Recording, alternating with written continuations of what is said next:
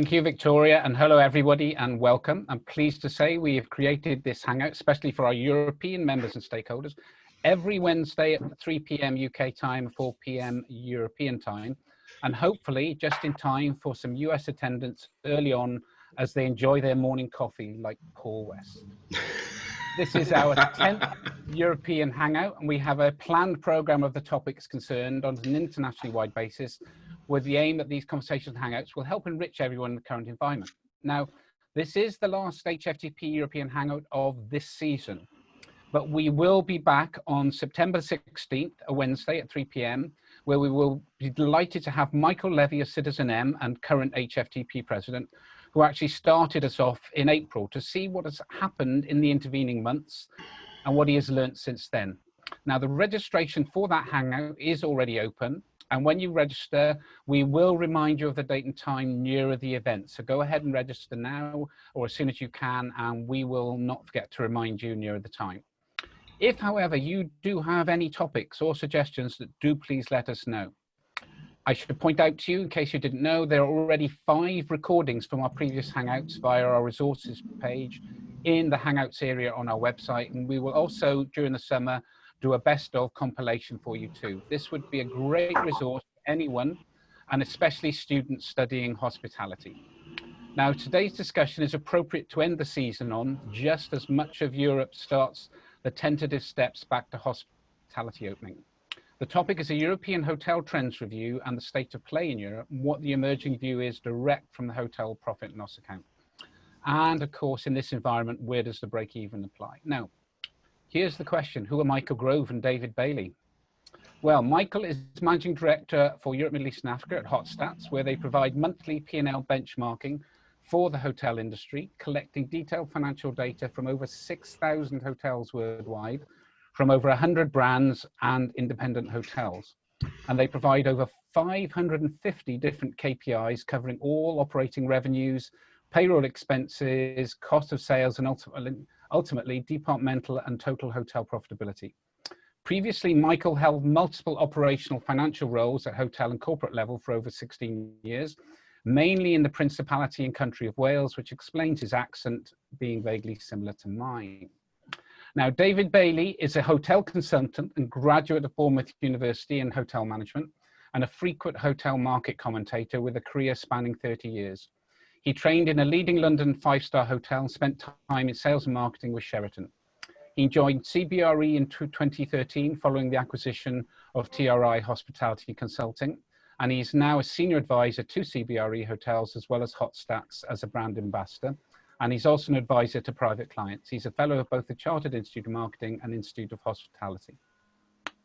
I'm pretty sure I've known David for actually over 25 years now. Now, Michael is going to start the Hangout, naturally enough, for a presentation on numbers. He does have some slides, so I suggest you may want to use the speaker view in the top right of your screen to get the full benefit. Michael's going to start, and David is going to provide expert commentary as he goes along. So Michael, over to you now. Thank you very much, Carl. I'm just going to share my screen. I'm hoping you will see it immediately. Yeah.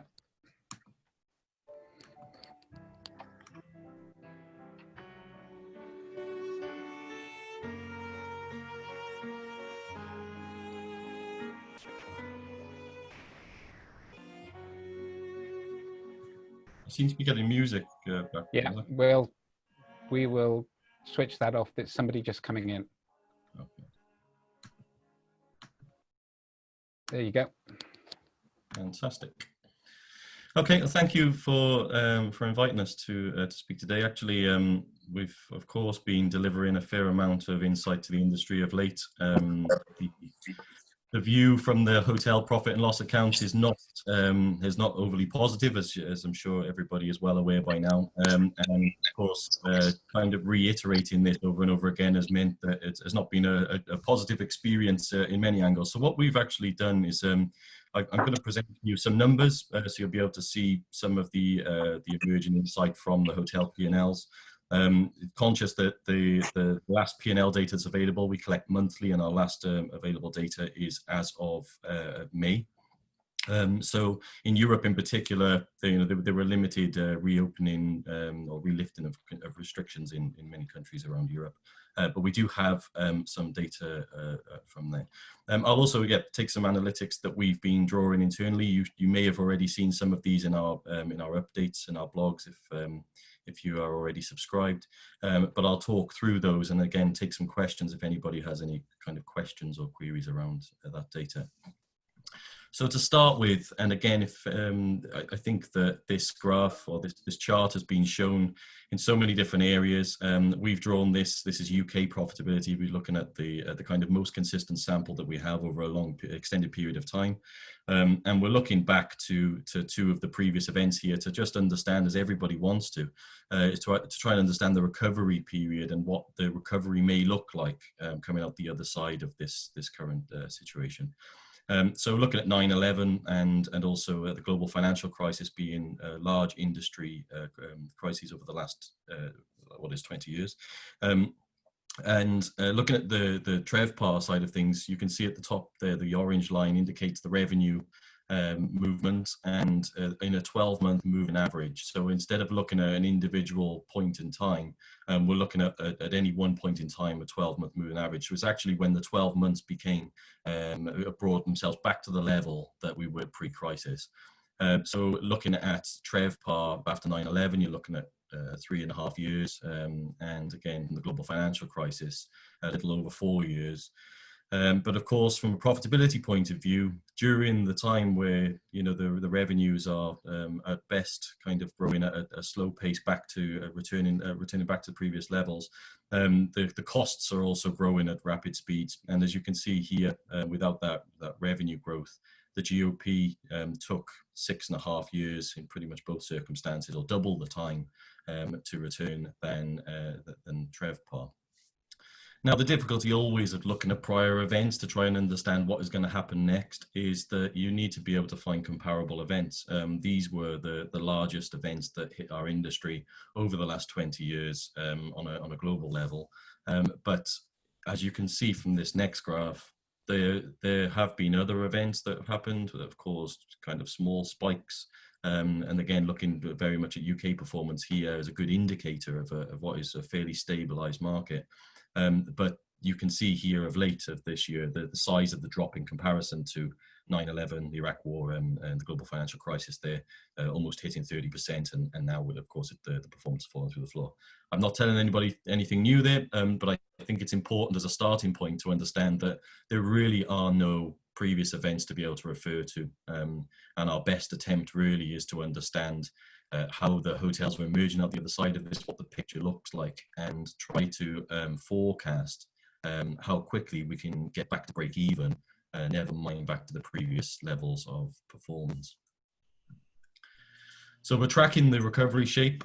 Just to explain this graph a little bit, the left-hand side, so January as being the starting point. So if you imagine January is the normal level of performance, albeit for China, there was already some impact mid-month in January.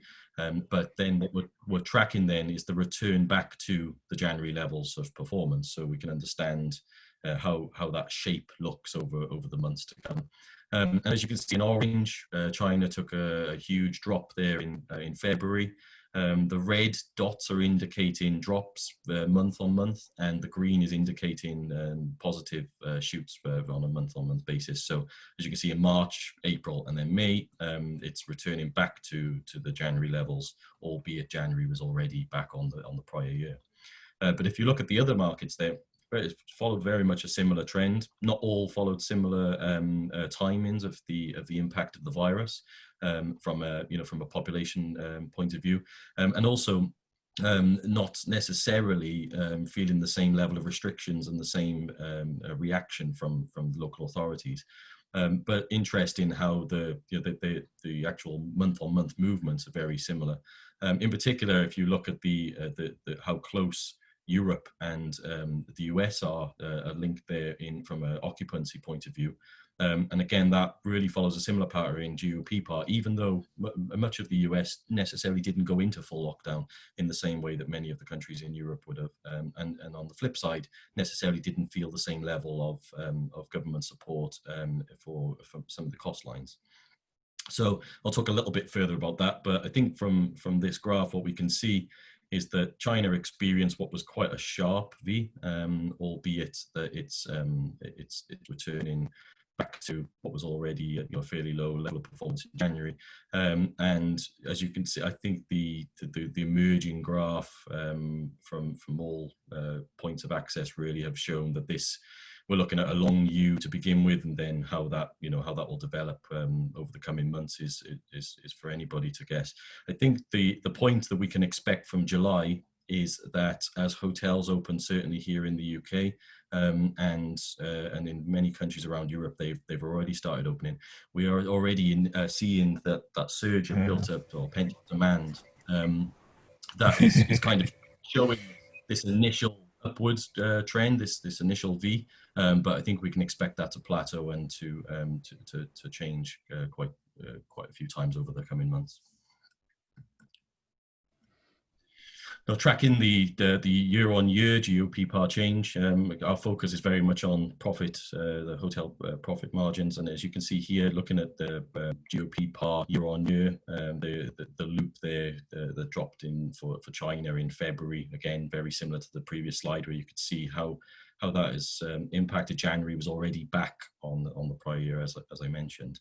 Now, as they kind of see the positivity. Again, looking at Singapore as being a good example, dropped off in January, February, and then saw a little bit of recovery or stabilization in March, some positivity in April, and then in May we've seen a bit of a drop off. So again, very early stages to be able to really evaluate it, but I think it's going to be a lot bumpier than looking at a straight V or a W recovery based on the initial data that we are seeing. Germany there, again, you can see some positivity between April and May, but not the upward shoot that you would have imagined. But I think, again, looking at June data will really bring that to life and give us a bit more accuracy of the picture there. Now, we focus quite a lot on flex. I think flex has been interesting to look at in this scenario as in a different way that it's interesting to look at in a stabilized operation. The reality with flex is that it's heavily impacted in this situation by the support from the local authorities, by the change in business mix. So, where countries such as Qatar and UAE, you can see on the right-hand side there, have achieved very high levels of flex. Most of that has come from the fact that the business mix has very much changed. They normally sat around 50% rooms revenue as a percentage of their total revenue, and now they're up towards 75-80% in many of the asset classes, and of course that's due to the restrictions in F&B, which are not necessarily as strong as they are in the bedrooms. They've also been a very kind of transient environment, expat environment. They've been housing a lot of long-term guests, and therefore the likes of the extended stay and the economy hotels have done very well during this time. And therefore, as the share of F&B drops off, there's obviously a lot of attached costs in F&B that assist the flex picture as we look at this. On the flip side, of course, in Europe, where the countries have delivered, either lower levels of support from a furlough point of view, or were either maybe slow to react in certain circumstances. So the UK, again, using that as the direct example that I'm probably closest to, the time where the virus hit and we started to see some impact on performance.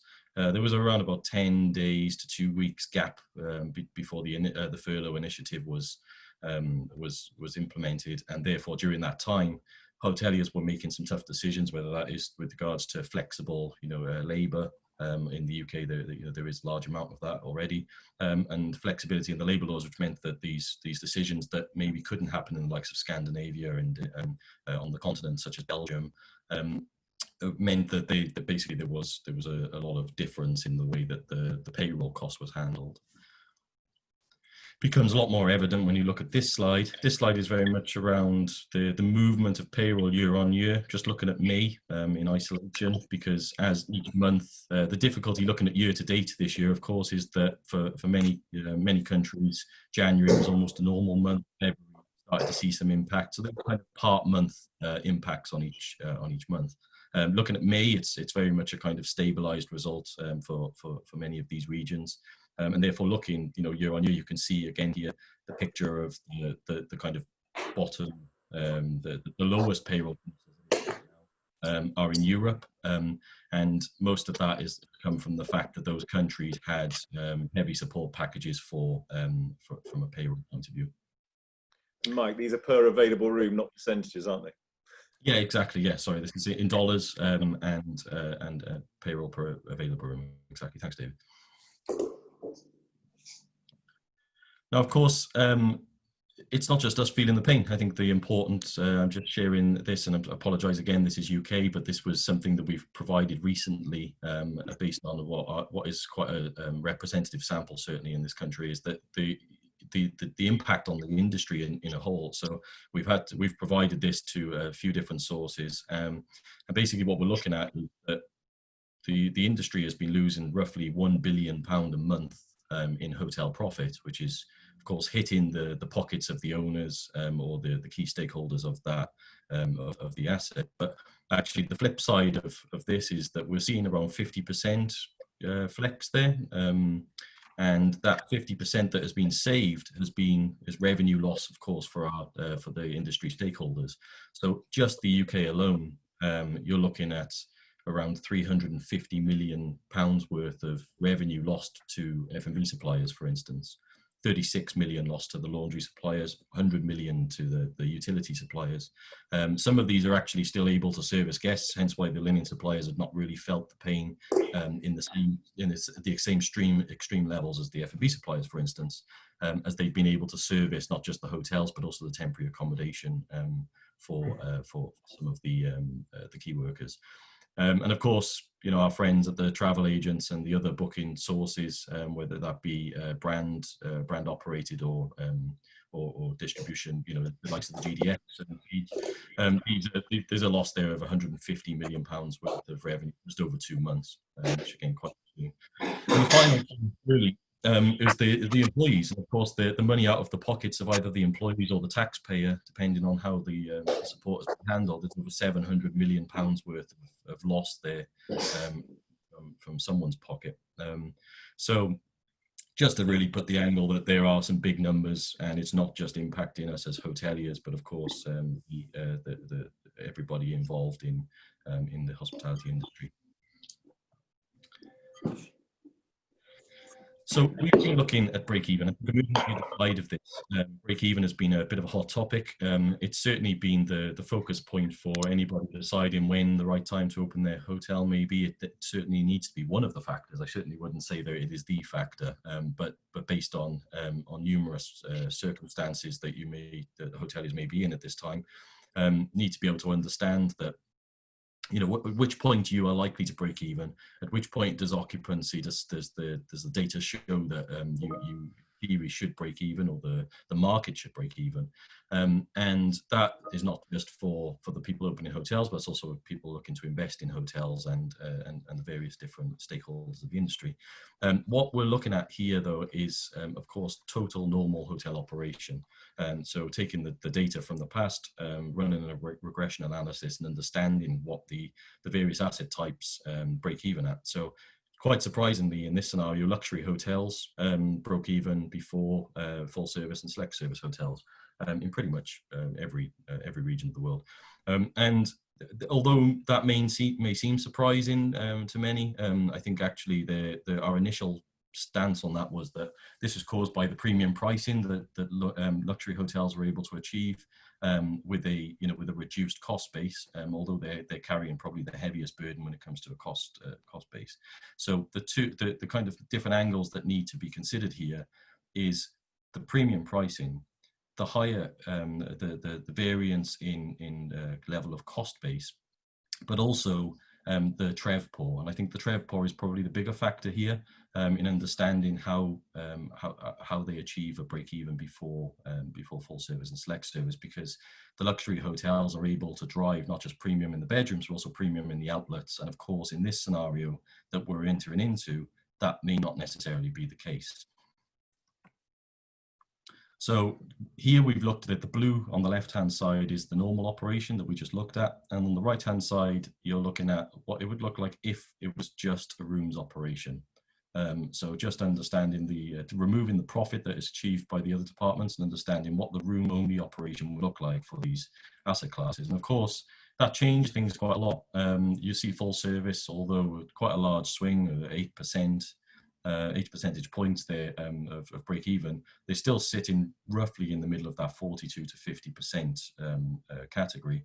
For select service, it actually has the opposite effect. So there are obviously generally loss-making departments in select service environments where they are more guest services rather than profit centers. And of course, and then you see the luxury segment there where it changes completely. And luxury hotels for the UK in this circumstance take to 43.4% before they get to the break-even point. Now, of course, this analysis is macro level. This takes the various factors that need to be considered here. A new cost base, a new level of average rate and pricing needs to be considered. So this really needs to be run at a hotel level or certainly at a regional level rather than just looking at these macro pictures. Segmentation mix coming up the other side of this, and what I've managed to pull really from the data as things are emerging is this is just based on the open hotels.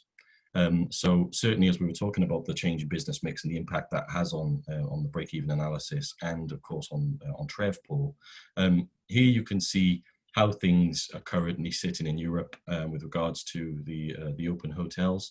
No surprise to see the blue is last year, May at the same time last year, and the orange is this year. And no surprise to see the tourism groups have all diminished in the current scenario.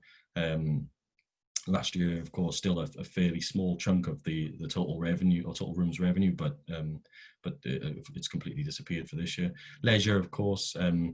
Some of this is due to the price, the fact that the leisure segment is related to discounting or promotional offers, and at the moment that's not necessarily appearing in the market. So actually, it's a lot more around the best available rate that is already, in most circumstances, quite low. So you're seeing that switch between leisure into a best available rate and the groups disappearing.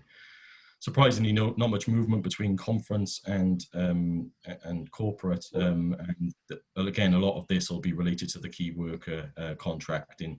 So from the local authorities taking up some of this space, which there wouldn't have been last year. And this is mixed. This is segmentation mix, just to be clear on that.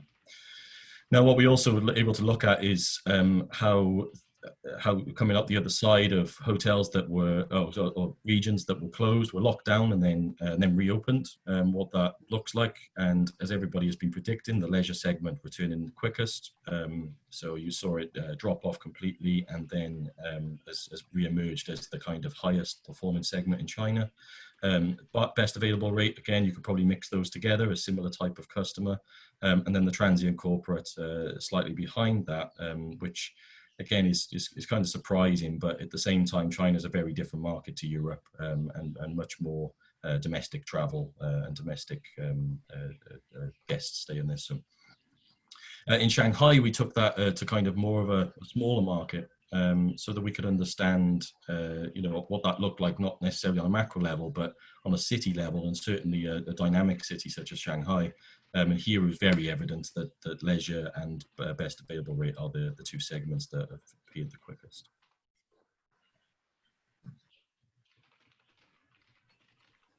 So again, more food for thought for you. Appreciate that there are many angles that I'm presenting here. This one I think is a very interesting topic, certainly in the full service hotels, where you need to really consider the impact of social distancing. We actually provided these numbers with the idea that we could, display the difference if the various countries went to either the WHO standard of 1 meter. Some parts of the world, or most of the world, has gone to a 1.5 meter, and certainly countries like the UK that were going for looking at 2 meter distancing as the kind of standard. And just to explain how this chart works, the top there, where you're looking at diameter, when we're talking about the distancing between people, generally we're talking about the distance as a radius, so the distance between me and another person. But you don't consider then, you need to of course look behind you in the same distance. So that space that is required for that person is actually a 4 meter diameter, and that needs to be considered when looking at this. So actually on the left-hand column there, that's 4 meters. So that's actually an equivalent of 2 meter radius, 1.5, and I'll allow you to do the maths for the other two. But generally, if you look at the right-hand side, the right-hand column there, you're looking at 1.5 meters, so 0.75 radius, 0.75, which doesn't sound like very much between two people, certainly in a restaurant environment. But actually what we're not considering, or what we need to consider, is that there's a very much a mix issue here when it comes to types of restaurants. So in an all-day dining environment where people are literally sat next to one another, there could be an impact of up to 60% of spacing distancing between people. I would say in a fine dining environment, it's probably not that not that large at 0.75 meters. But of course, the bar areas where people are often crammed in together, C and B. So if you're looking at the likes of theatre style setups and cabaret style setups, there people are generally very close to one another. The wedding setups and banquets, that's often the case. So a large impact on those areas. And the way we ran this was to look at the pre-COVID-19 levels, and the US actually have standards produced from FEMA, which are for each type of F&B operation, which indicates the kind of the levels that are required, whether that's for evacuation purposes or for for general health and safety standards. And then the consultants were able to look at standards that almost matched those US standards completely. So you look at the pre-COVID levels, and you look at where what the various scenarios that we're looking at here. And basically what we're saying is, in the best case scenario, at a 0.75 meter distance from a radius level, or 1.5 meter diameter, you're looking at 52% of the revenue that you were able to achieve prior to the current situation. And if you're looking at 2 meters, it's almost just under 8%. And again, taking the fact that this is global level data, so it's very much macro level. But it's an interesting analysis to run for individual assets and for for portfolios of hotels, because I think this really indicates the impact and the creativity that is required to be able to withstand these new measures. I'm looking at, for instance, if I give you the example of breakfast, which I think is going to hit most of the industry, and the fact that usually you're trying your best to cram in as many customers as possible over a 3-hour period, because that's where the prime period. It's normally actually a lot smaller than that, and you're not going to be able to do that in the same way anymore. So of course hoteliers are having to be creative, whether that is serving to the bedrooms or extending the breakfast time, spilling the restaurant out into the lobby, or using conference facilities to be able to extend it. And each one of those comes with a cost, come with an impact on revenue, possibly breakfast capture. So there are many angles to consider here, but I think this is central to that discussion and central to that to that analysis that you'll need to be able to draw. David, sorry, I haven't given you a chance to talk there. Sorry. I know, it's just it's a tsunami of data, Mike. I mean, if there was ever a time for data to understand what's happening, I mean, now is it, and it's terrific that there is such data available, because it is a crisis quite unlike any other that is challenging operators and owners and asset managers and every one of the sort of key stakeholders that's fundamentally at the moment, in ways that no one would have ever envisaged. So yeah, it shocks me into silence every time I see it, Mike.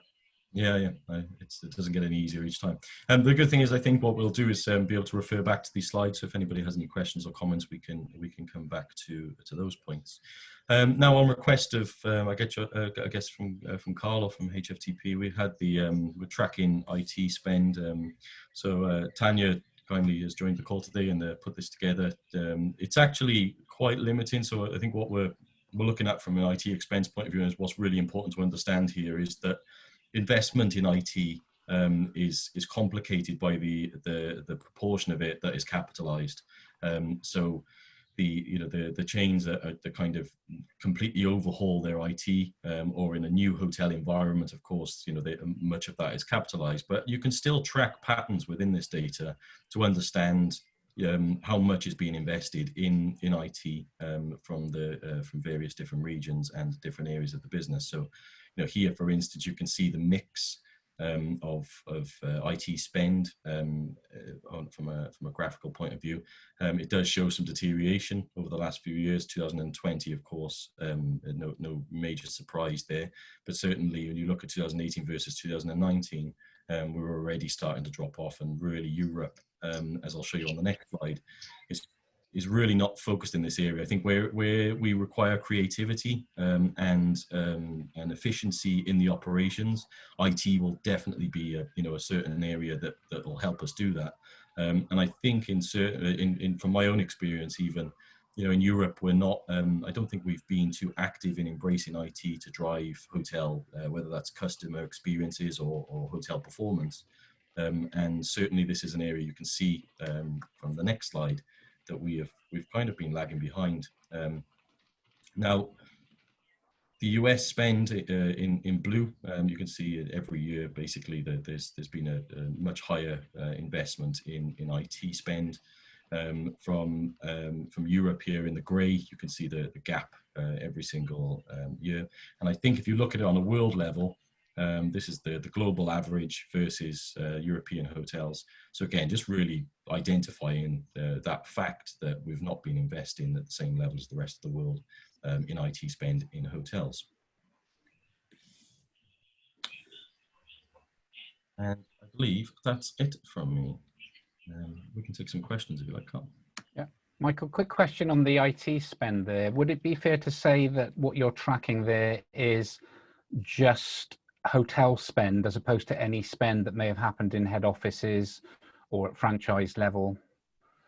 I wouldn't say that. So it depends really what the spend is. I mean, the difficulty really here is that the uniform system, I think, very much indicates the need for spend to be put in the correct boxes. And I think generally when hotel chains invest in PCI compliance or invest in in different areas of IT expense, they'll often pass that cost to the hotels, and that will that will be in the hotel P&Ls. The difficulty is upgrade of the PMS. It may be that the service contract for that stays the same, but the cost related to that will be capitalized in most circumstances, I think. Great. Question we've had, by the way, for everybody, if you'd like to put questions in the chat or as it were, put your hand up and let us know if you've got a question.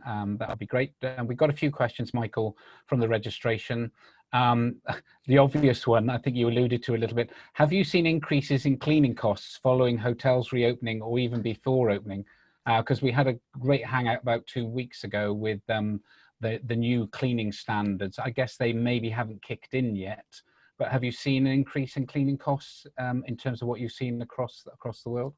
Yeah, like I said, I think the difficulty really is being able to get a consistent sample of data now over the next couple of months to track it. It may be the initial surge of cleaning may deteriorate over the next couple of months, and you may see that drop off a little bit.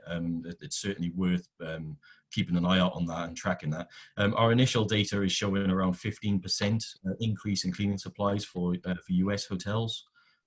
So if you look at that in isolation. That's quite a difference. What we haven't yet seen, I guess, is the impact on outsourced housekeeping as they absorb some. So I think there is certainly a lot of negotiating and contracting going on that will relate to this additional cost of cleaning.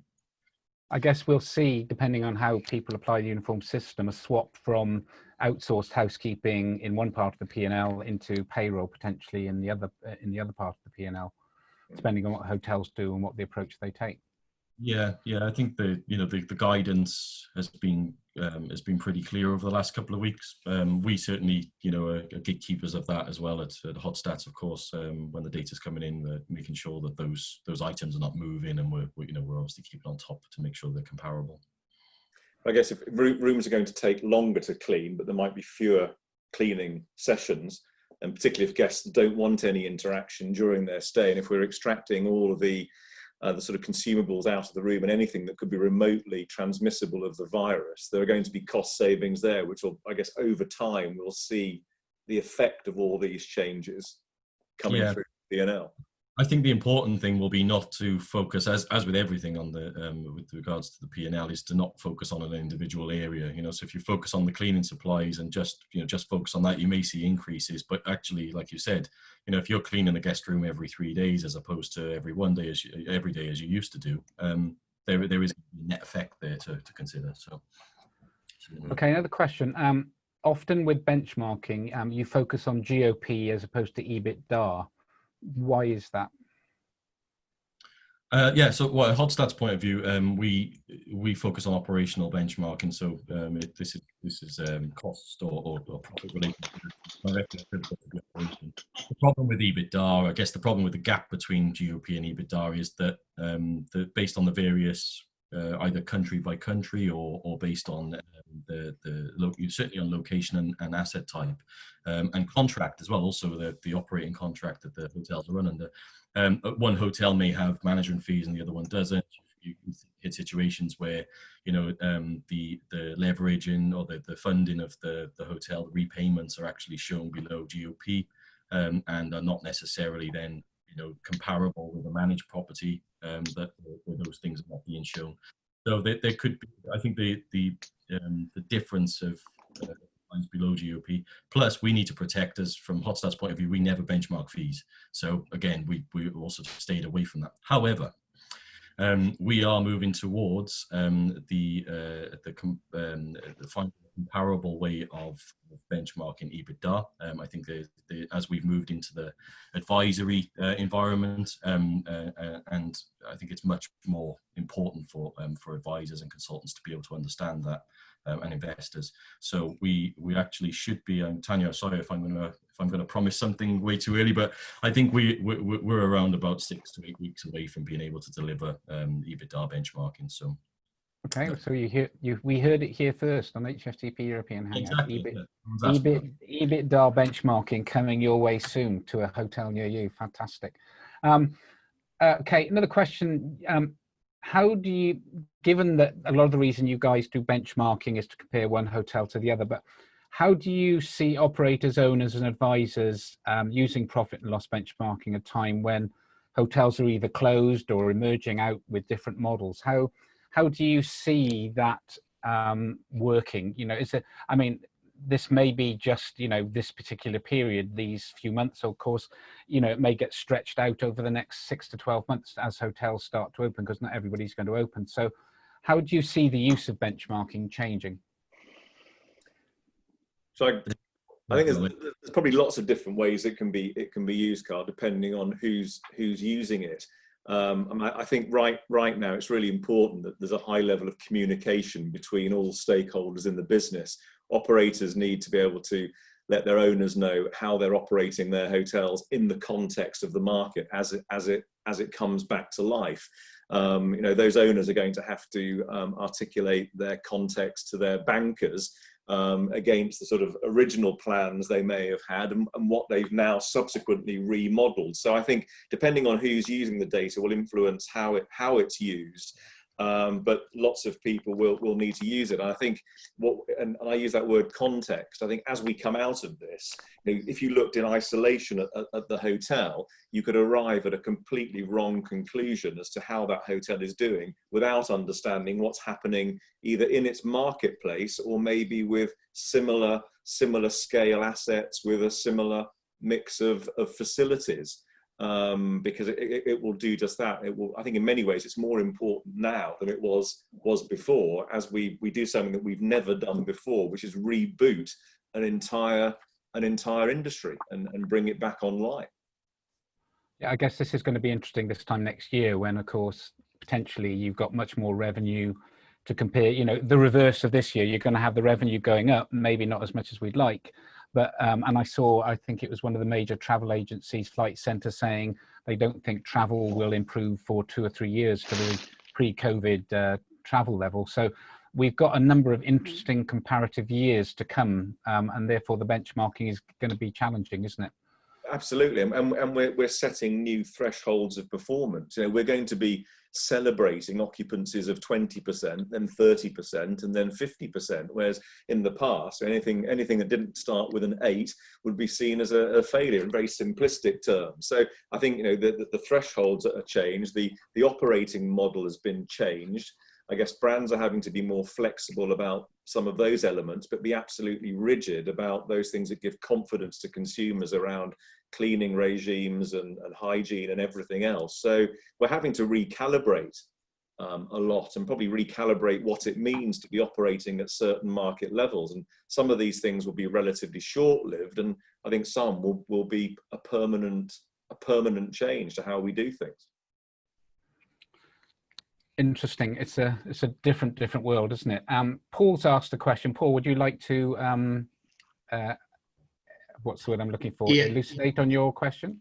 Yeah, I found that that slide, the social distance impact on food and beverage. I thought that was an interesting. There you go. But could you just elaborate? Is there something I missed or I didn't quite catch when you set the distances? You said there was more to the radius, the people around you. Back. I just quickly maybe elaborate on this one, because this one's really interesting. Yeah, sure. I mean, the long and short of how we've done it is we've ascertained pre-COVID levels of distancing, which of course is specific to the individual assets. But we've taken from a macro level, we took the US guidance on distancing in the various F&B service operations, and matched those with a food and beverage consultant, a global food and beverage consultant, to be able to understand, get some kind of starting point as to what the pre-COVID levels of distancing look like. We then use the HotStats data, global data, to look at the mix of F&B revenues, and then weight. Of course, they're weighted based on the impact on total F&B revenue. Now, from a distancing point of view, most of the world, and I apologize for the US guys, we're talking mostly in meters here in Europe, so there is we've focused on that for this call. But the 2 meter distance that we've been kind of talking around in the UK, the 1.5 meter as it is in much of Europe, is between 2 people. And of course, when we're considering the distance, that we need to be able to match that with what the international standards or the US standards were, which were the pre-COVID levels, and they were based on diameter. So what we've looked at is, of course, the distance in front of you and the distance as a circle around you. So the diameter. So the person, the table, the chair, everything that needs to be in the distance between this person and the other person needs to be within that circle. I think that that really is a key consideration when looking at the distance between tables. So in an ideal world, you'd get your seat and you would draw circle size around that, make sure that you're not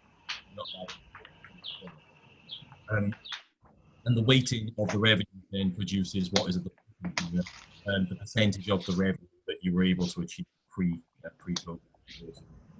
Mike, I think your sound's dropping in and out, unless that's just affecting me. I think on your mic. Is that? I don't know.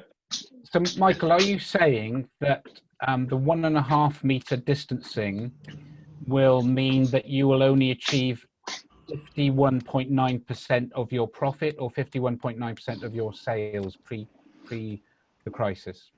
So you would be able to achieve 52% of your pre-F&B revenue.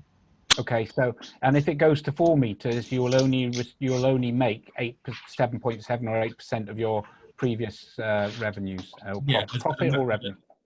Revenue. It's all revenue, and it's very much at a macro level. Okay. So I think that's important to understand, that some assets will be not that much impacted, and others will be. And I guess some of these percentages will depend on how much your particular hotel depends on either your restaurant, your bar, or I basically imagine your conference and banqueting is the big variable in that, isn't it? Yeah. Because if you do rely heavily on conference and banqueting, that will have a major impact. Because I think on one of a previous hangout, we had a hotelier who said he had a room which was 400 people pre-COVID-19, and now it's a capacity of 80. So that will have a major impact, won't it? Yeah, of course. And again, depending on the style of hotel, the bar area could be a kind of lounge, seated table, Yeah. off, or you could have an event space in key cities, the event cities where they're heavily impacted by this. Yeah. Okay. Art Berger, you have a question for us about housekeeping and relating to the unions. Art, would you like to ask your question? We need to unmute you. Hold on a minute. If you can unmute yourself, please, Art. There you go. Thank you, Carl. Your question for Michael. Have you heard, or have there been? Actually, I've got two questions. First one is related to unions, and I'm curious if there's been any rumblings, that you've heard regarding, union leaders, questioning, the impacts on housekeeping, all housekeeping staff, room attendants, housemen, as well as laundry, on reduced hours as a result of the lack of daily housekeeping service. Granted, once a guest checks out, there's going to be, more hours, but it's not going to end up offsetting, what the reductions are for that guest that stays, for longer than 2 nights. So I'm curious if you've, or anyone has heard anything as to how that's going to be addressed. And then my second question for you is that, I am actually hearing some phenomenal increases on room service revenue, and will you have some room service information available fairly soon, because it's not going to completely offset the shortfalls in the outlets, but some of the increases have been staggering, and the downside has been that most of these hotels don't have the equipment nor staff and resources to support that. So anxious to hear your thoughts on both of those. Thank you. Yeah, so look, if I'm totally honest with you with the first question regarding housekeeping, I would say our visibility is fairly limited in this area, and certainly here in Europe, Middle East, and Africa, it's the unionization of these areas of the business is quite limited anyway. Certainly in the UK, there is no real union for housekeeping, but I think the reality is that it's going to take some time for this to normalize, and over the next couple of months we'll be able to see what that actually looks like. Is there a large impact on on total worked hours, based on the fact that yes, maybe whilst guests are in house there may not be as much need for it, but when they are out, of course that may be offset by large changes in the time they need to spend in the bedrooms. David, any points from you on that one?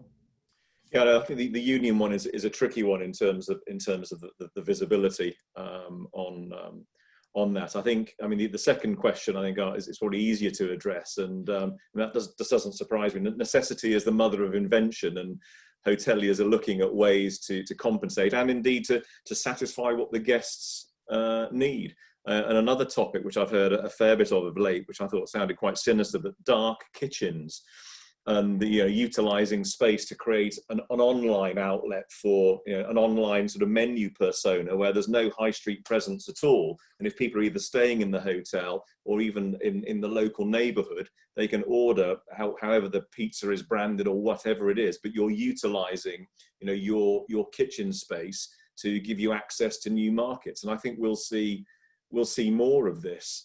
As well as I read the other day that I think Deliveroo is offering commission-free period for something like 3 months for people using the Deliveroo app to avoid having to have sort of contact within a restaurant environment within the hotel.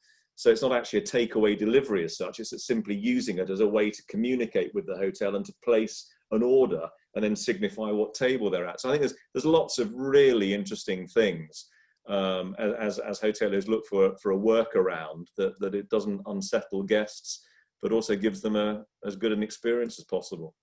I think I'm going to say I'm aware of some of the software houses who have provided hotels PMS and EPOS, who have a takeaway delivery service module, and they've opened it up for free to their hoteliers to actually be able to access local markets and things like that.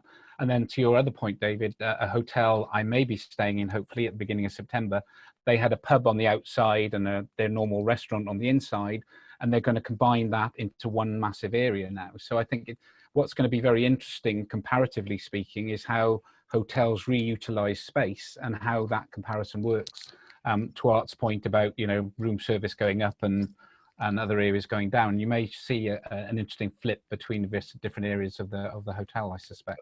And perhaps reversing Art's second question into the first one, does that create an opportunity with multi-skilling, if the unions will allow it, that if someone's got slack capacity in one dimension in the hotel, they can help the business in another by transferring their labour into that part of the business? I don't know. Michael, I had another question's come up. One of can you just elaborate a little bit on the thought process that, because it shocked me a little bit, that luxury hotels have got a lower break-even point than non-luxury hotels. Is that because you're saying they've got more other services that they can contribute to the bottom line? No, I think there's no way of simplifying the science behind the statistics we showed as well. It's quite a large amount of data, and what we're doing is kind of trying to find that normalized level for each one of those segments. What we found within the data, by splitting the full service operation versus the rooms only operation, is that I think that we need to consider three major factors. There is the difference in expense base for each one of these operating models. So of course, luxury hotels drive higher revenues generally, but will have a much higher cost base. But they also are able to achieve a higher average rate for the bedrooms, being the key profit area for the business. And then from a TrevPOR point of view, from the ancillary revenues, the conferencing, the golf, the spa, etc., they're also driving premium rates in that area. So I think it's a mix of yes, the total revenue per customer or per room sold. It's the premium pricing on the bedroom itself, on the kind of leading profit center of the business, and you then need to blend that with the large cost base. So in this scenario, in a full service operation, what we're saying is that on the way up, they will achieve those revenue levels to offset the expenses quicker than the full service and select service. Okay, okay, that's interesting. I understand. So it's going to be an earlier point of break even, but how the graph moves in the end, of course, and how the profit area is created, that'll be different as they develop and as we come out of this potentially. Yeah, if you look at it just in plain simple terms, I mean, select service hotels really are very much focused on driving high occupancy levels of the bedrooms. That's where the core business is. Where for luxury hotels, it's very much about premium pricing, and of course full service hotels is around how much money they can get out of each customer. So they may be able to deal with a lower occupancy because they can achieve more average rate or total average rate for those bedrooms based on the ancillary revenues. Great, thank you very much. To take down to the EBITDA level. Sorry. Yeah, exactly. Okay, Art, I'll ask Art's question for him. He's got another question on resort fees. Do the stats include data on hotels temporarily dropping resort fees and impacts? This will impact luxury resorts the longer they are temporarily removed. So, Tanya, are you able to answer that one? Actually, that isn't something that we've really looked at individually, but a good question. So, yeah. I think that's a very US-centric Yes. question, actually, isn't it? Yeah, that's what I refer to. Yeah. I think the idea of resort fees, to be honest, we can pull them out of the data. The idea with all of this is that there are many factors that are not, from country to country may be different, but when you're looking at a macro level, that's why I always allude to the fact that social distancing model that we just displayed and the break-even analysis, the idea behind displaying that to you really and to deliver that to the industry is, number one, to show what the macro level picture looks like, but really to provide a model that we believe would be very useful when considering how and when you reopen the hotels and the markets. Okay, great. Thank you very much, David, Tanya, and Michael especially. Now, just before I hand back to Victoria, I'd just like to say my own thank you to all who've attended and contributed to HFTP European Hangouts. I'd like to say a special shout out to our advisory team of Ian Miller, Derek Wood and Henry Rollings. Guys, thank you very much. Without them and some of their ideas, we wouldn't have been put this together. But I'd also like to say a special shout out to all our regulars. You know who you are, who've attended every week, even when they were not necessarily camera ready. It's been a real pleasure to provide our Hangouts to you all, and I wish you a great and safe summer. Victoria, over and back to you. Thanks, Carl. And I also want to thank you, Michael and David, Tanya, you too. And thanks everyone for joining the Europe Hangout today. Over the past 10 weeks, we've been hosting these Hangouts, and of course, we have our regulars and our speakers, and I just want to thank everybody for that. And before we close, remember that HFTP is hosting European Hangouts next on Wednesday, 16th of September at 3 p.m. UK time, and we will kick off our fall again with Michael Levy. And the registration link for this is in fact already open and on the main Hangout page. So also the Best of HFTP, including High Tech, the annual convention and club forum, is scheduled for October 26th through 29th, 2020 in San Antonio, Texas. Thank you again for joining us today. We hope to see you in September. This closes today's HFTP Hangout, wishing you and all a happy summer holiday season. See you in the fall.